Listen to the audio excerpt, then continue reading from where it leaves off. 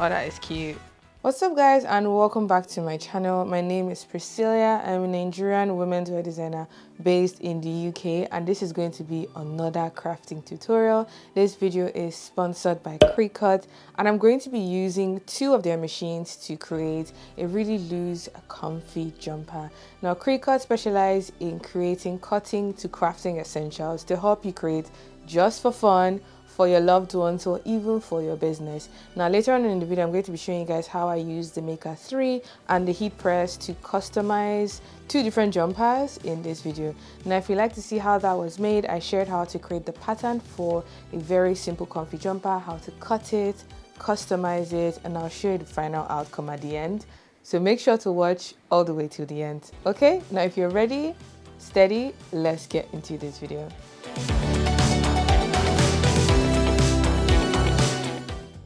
To create the jumper patterns, I'm going to be using the following measurements here.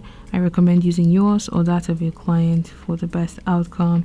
I have a separate tutorial where I shared how to take your own body measurements if you don't know where to start. Now I'm going to be starting off with creating the patterns for this jumper, and I'm just going in here to mark my desired jumper length. I want something really loose and comfy, and I worked to 23 inches length. I'm just squaring across the shoulder line and the hemline like so, and this is going to help me plan the other parts of the pattern.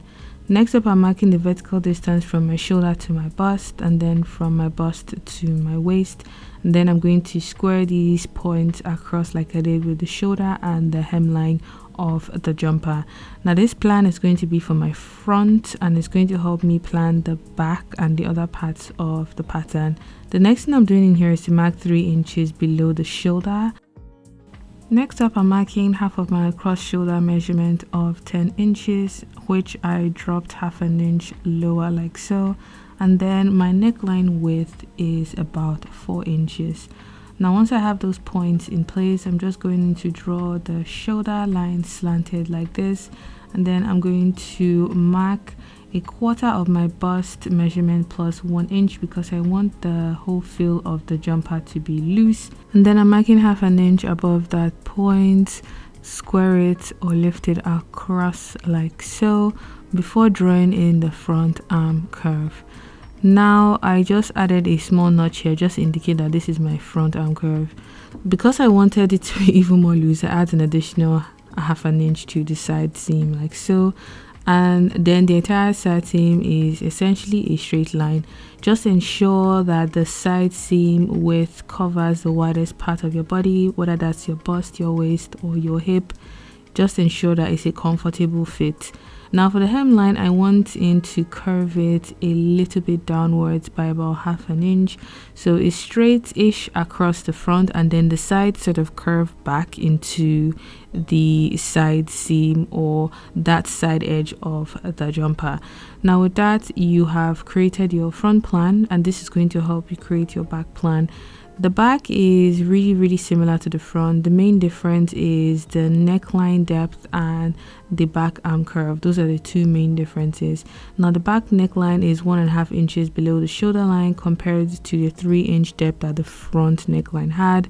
The arm curve of the back is shallower than the front, but everything else is the same. So the shoulder, the side seam, and the hemline is the same for the back. I'm just going to go in to transfer those points and add my annotation saying that this is the back. Add any notches that would help me connect the front and the back together, and this is the front and the back plan of the jumper. It is really boxy, very comfy, very loose, and that's the overall feel that I am going for. For the sleeve, I've cut this piece of paper that is going to help me trace the front and the back arm curve, and I'm putting the folded edge on this top side like so, and ensuring that the distance from the folded edge to the arm point is half of my bicep measurement plus a lot of ease, and then that top folded edge is about 4.5 inches, and here it's about 7.5 inches. And I'm just going in here to trace off my front arm curve, including my notch point and my shoulder point, and I'm going to repeat the same thing for the back. So I'm going to open the paper like so and ensure that the measurement from that top shoulder point to the fold line and from this arm bottom points to the fold line are the same as the front, so there is symmetry going on there.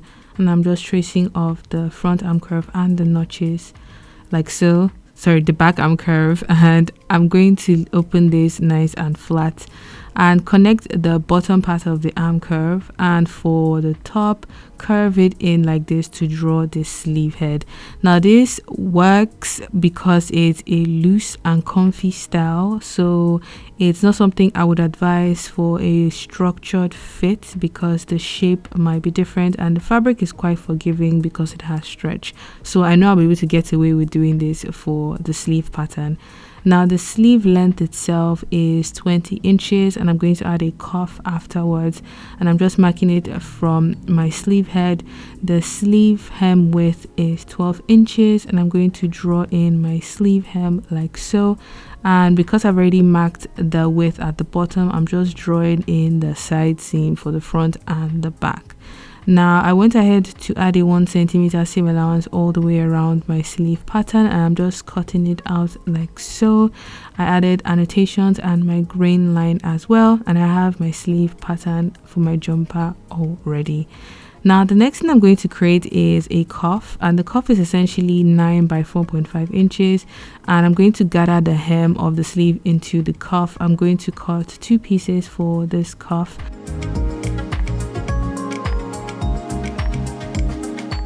The last 2 patterns I will need is the collar and the waistband, and to create the collar I'm just measuring around my front and back neckline, and take note of those measurements because I'm going to create a long rectangular piece that has a dimension.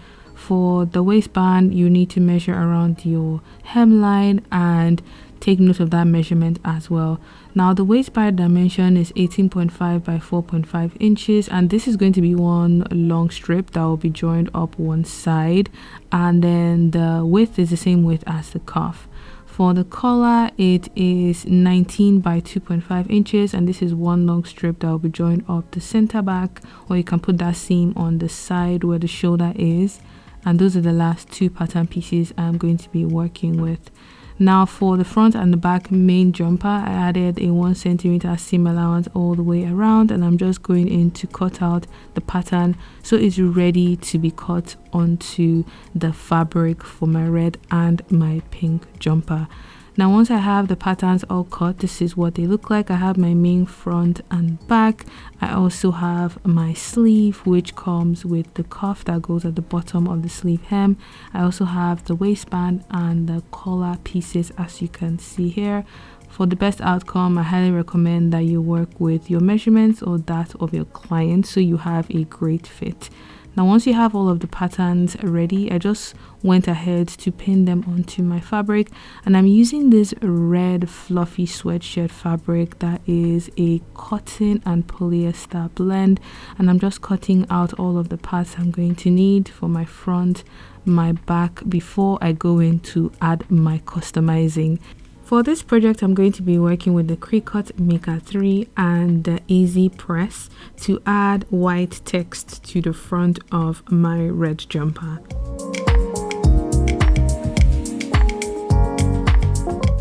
So I am done creating the patterns for my jumper, and I've cut out all of the pieces I need. I'm going to be making one in red and one in pink, but in this video I'm only going to be demoing with the red jumper. At the end I'll show you what the pink one looks like all done. So these are all of the pieces here. I'm just going to set them to the side, and the way the process actually works is you would need a software called Design Space. This you can have on your desktop or on your mobile devices. To get the Design Space software, you simply just type into Google and you would find it. This you would just click onto the link and you can download it for Mac, for Windows, for iOS and Android. Just choose the one that works for you, whether you're having it on your iPad or your laptop or on your phone. Now I'm just going in here to download mine, agreeing to the terms and conditions and downloading it onto my computer. Now once you have the app installed, I'm just going to set up my product, which is the Maker 3. You need to create an account, add your name and all that good stuff so you're protected. Now for my Maker 3, I'm just going in here to select that it's a cutting tool. It's the Maker 3, which is the first option here, and I'm going to set it up. Now the great thing about this is it actually comes with instructions that ensures that you set up your device correctly. And this I found very useful because I'm not very tech savvy, so having these little videos and illustrations, I found them very useful. I'm going to be using the Maker 3 in this video, and this is what it looks like. It is a machine that cuts over 300 materials. Like, that's a lot. That's actually a lot. So from crepe paper to leather to felt to basswood to vinyl, the range is actually quite impressive. But for the sake of this video, I'm going to be using the Smart Iron On by Cricut in white and in this holographic psychedelic color or print. Now this has a metallic feel, and I thought that would be very cool to use on the pink jumper, and I'm going to be using the simple white Smart Iron On for the red jumper. Now for the red jumper, I'm going to be creating a phrase that I say at the end of almost every video I make, which is have a good morning, afternoon and evening wherever you are. Like, I don't know why I started saying that, but I always say that at the end of almost every video, and I'm going to be doing that with some white iron on. All right, now let's get the show on the road. I went ahead to open my Cricut Design Space app, and I'm going to be creating some simple text that reads have a good morning, afternoon and evening wherever you are. The software comes with a lot of templates for fonts, for shapes that you can already play around with if you don't want to create anything custom yet. So once I had my text typed out, I centered it, played around with the text options they had, but my husband actually ended up creating this custom font for me, which I used eventually for the red jumper. And once I was happy with the font, we decided on the size. Now we worked with 24 by roughly 11 centimeters for dimension, and ensure that you choose basic cut. Now I'm going to be cutting this without a mat because I'm using a Smart Iron On, which does not require mat when you cut it with the machine. And because this is text, I'm going ahead to mirror this so it makes sense when I use the EasyPress to attach this onto my jumper. So once I'm happy with all of that, I'm going to move on to the next page, which is where I can set the base material. And as mentioned earlier on, I'm going to be using the Smart Iron On, which you can cut with your machine without a mat. Now there's a lot of variety here in terms of the type of materials that you can actually use this machine to cut. The list just goes on and on for days. It's actually insane. But once I had decided on my base material, I went ahead to choose my Smart Iron On, which I'm going to be using, and I'm using one in white. I just went ahead to click that, and then for the pressure, I'm going to be choosing more because I want to be sure that it cuts through my base material as much as I want it to.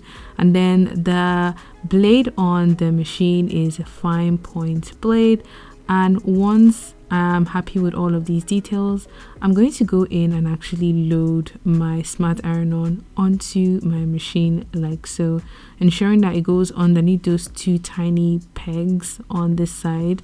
And because the Smart Iron On has been in a roll position, I'm just putting my hand on it to keep it flat while I press the button to load it.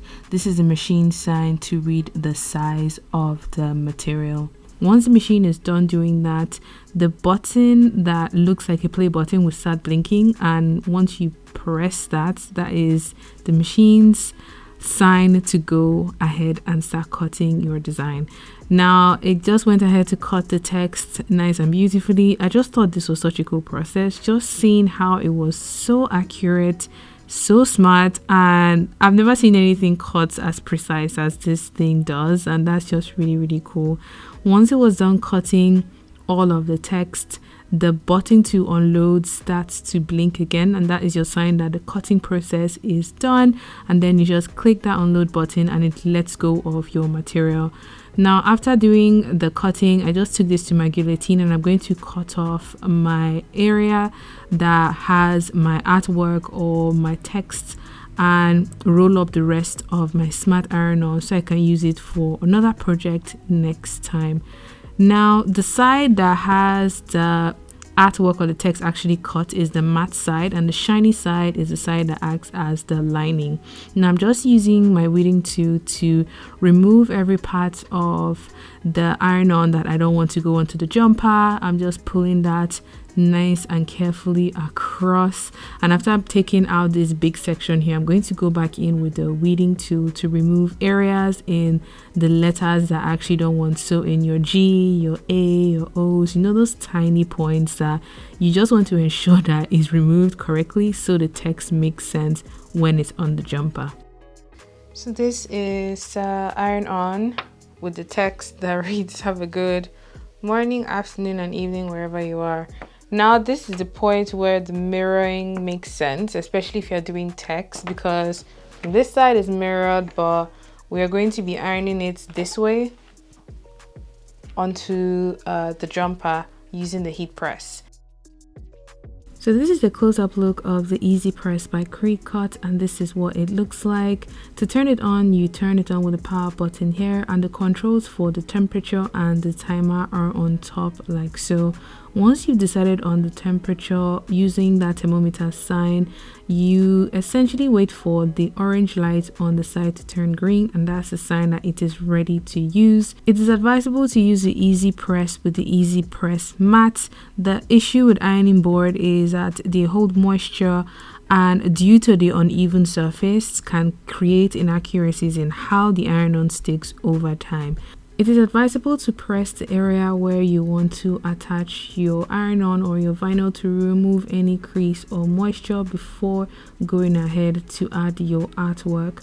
So once that is nice and flat and warm, I'm just going to center my text on the front of my jumper, measuring from the neckline downwards and from the arm curve on both sides, ensuring that it is centered to my liking because I want it to sit around my chest. So once I'm happy with that, I'm going to put some parchment paper over this piece of iron-on just to protect my EasyPress for my peace of mind. Okay, once I have that parchment paper over, I am going to grab my EasyPress and place it over the area where the text is.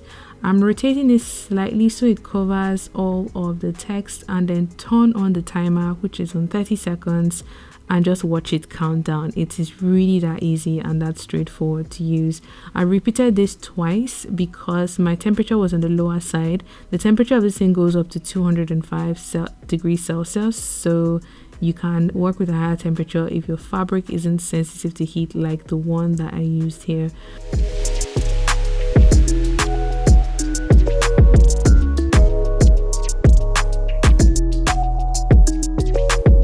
This is all pressed, and I allowed it to cool down for a few minutes because it was actually very hot.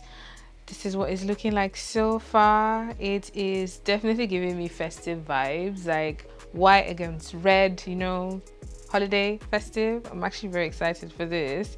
I'm going to take off the lining material, which is this transparent sheet on top, and have the big reveal. Oh God, please, this should work. Here we go. Ah, oh no, come on, you can do this. Whoa. Oh, that is cute. That is well cute. This is it all done. Have a good morning, afternoon, and evening wherever you are. Oh, this is actually so nice. It's just really easy to use. Like, if I can use these machines, I think anybody on the surface of this planet can use it, because I am not that great with gadgets generally, but it was pretty straightforward to use. It came with a lot of instructions, and just going on YouTube, Instagram, you found helpful tutorials to guide you, even if you didn't know where to start. So, oh, I'm excited to wear this. I don't have anywhere to wear it to, but bruv, we're about to like take some nice pictures and post it on the ground. Ooh, maybe with like a white skirt or like jeans. Okay, wait, let me just finish the jumper first, and then I'll show you guys the final outcome. Okay, who's ready? Because I am. I don't know about you, but let's just go and finish this jumper. The first thing I'm going to do is to join the shoulder seams of the front to the back. I'm just putting right sides together, and I'm going to sew on a 1 centimeter seam allowance, leaving the side seam open so I can fit my sleeves. Now I'm just going in here to pin right sides together of my sleeve, starting with the sleeve head, the sides, and I've pinned both sleeves into the arm curve of the jumper. I'm going to sew this on the flat, and I find that sewing stretchy fabrics on the flat is a lot less challenging to do. So I'm just going to go in to stitch both sleeves into the jumper so I can sew with one continuous stitch the side seam of the body and the side seam of the sleeve. I would need to do this for the left and for the right hand side, and because this is a knitted fabric, it would not fray along the seam, so I don't really need to go in to overlock those edges. Next up, I'm going to be joining the waistband piece along the side like so.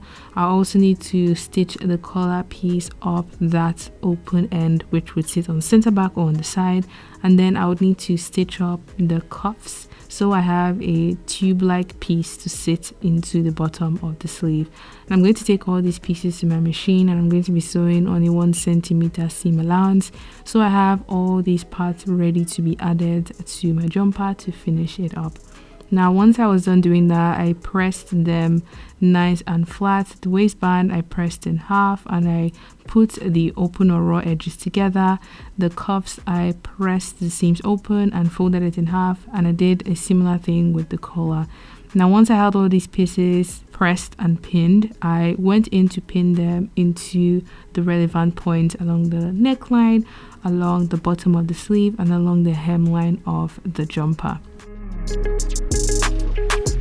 I'm going to go ahead and stitch these pieces into the unnecessary points. I'm going to stitch the waistband onto the hemline of the jumper. I'm going to stitch the cuffs into the bottom of the sleeve and the collar onto the neckline of the jumper. After I was done stitching them, I cut off a little bit from the seam allowance, gave it a nice press to relax all of the seams, and this is what the finished jumper looks like. I styled it with this white knit dress that has a white collar, and it just came out so cute. Oh my gosh, I can't wait to actually wear this out. This is so nice, it's so comfortable, and the shoulders stand really well because the fabric has a little bit of body. Now if you don't want a shoulder this defined, you can slant your shoulder seam even more so it's not as poofy and as dramatic as mine, but I am obsessed. I love this. The text, the color, everything just works. Now once I was done doing this for the red jumper, I repeated essentially the same thing for the pink jumper. The only difference is that the material is pink, and for the design on the front, I actually decided to use my kola nut design. Now this is something that is synonymous with my brand. Kola nuts is eaten in Nigeria, and I decided to do the kola nut design on this pink, bluish, purplish, holographic, funky looking metallic iron-on. And this is what it looks like. The feel is just so cool. That's the best way to describe the feel of this pink look. I paired this with a black leather skirt and some black shoes, and this is such a cool outfit in terms of like the overall aesthetic. But if you guys enjoyed this video, let me know your thoughts in the comment section down below. Give it a thumbs up if you enjoyed. I'm going to leave all links for Cricut as well for anyone who wants to check them out. And until my next video, have a good morning, afternoon, and evening wherever you are. Bye.